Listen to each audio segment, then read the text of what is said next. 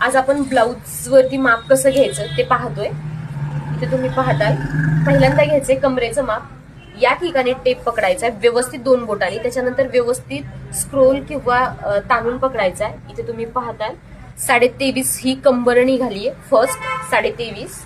त्याच्यानंतर सेकंड आपण छातीचं माप घेतोय। ज्या साईडला तुमचे हुक्स असतात या साईडला तुम्ही छातीचं माप घ्यायचंय। ज्या साईडला लूक असतात ही पट्टी एवढी एक्स्ट्राची असते, कधी कधी कोणी अर्धा इंचाची एक्स्ट्राची लावतं, कधी कधी कोणी 1 इंचाची एक्स्ट्राची लावतं। त्यामुळे कधीही छातीचं माप घेताना तुम्हाला हुकच्या साईडलाच मोजायचंय आणि व्यवस्थित ताणून पकडायचंय। यांचं भरतंय 7.5 किंवा 7 आणि 2 लाईन, तर तुम्ही इथे 7.5 पण घेऊ शकतात। कधी कधी काय होतं, एखाद्या साईडचं एखादं टिप उसवली जाते, ताणून पकडलं तर बरोबर याचं 7.5 येते। पुढच्या साईडचा गळा घ्यायचा आहे, शोल्डर पासून खाली व्यवस्थित शोल्डर पाशी टेप ठेवायचा आहे, ताणून पकडायचंय। तुमचा पुढचा गळा आहे 5चा।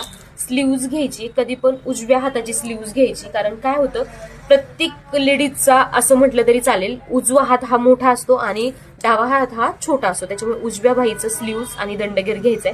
स्लीव्ज आहे हिची 3ची आणि यांचा दंडघेर प्रॉपर हे व्यवस्थित पकडायचंय। त्याच्यानंतर दंडघेर घ्यायचंय इथून, तर तुम्ही दंडघेर घेऊ शकता 4.5 आणि 2 लाईन।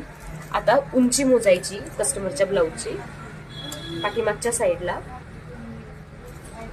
शोल्डर पाशी टेप पकडायचा व्यवस्थित, ओढून पकडायचे। उंची तुम्हाला दिसेल इथे 12.5 आणि पाठीचा गळा इथे पकडायचा आहे 9.5चा। इथं तुम्ही असं पकडून 9 पण येऊ शकतो, पण उंची आपण अशी मोजली त्यामुळे हा गळा बरोबर असाच पकडायचा आहे, म्हणजे गोल आकार आहे 9.5चा। Thank you everyone. तुम्हाला हा व्हिडिओ कसा वाटला नक्की कमेंट करून सांगा, आणि यापुढचं तुम्हाला काय पाहायला आवडेल ते पण कमेंट करा, म्हणजे मी यापुढचा नक्की व्हिडिओ हा अपलोड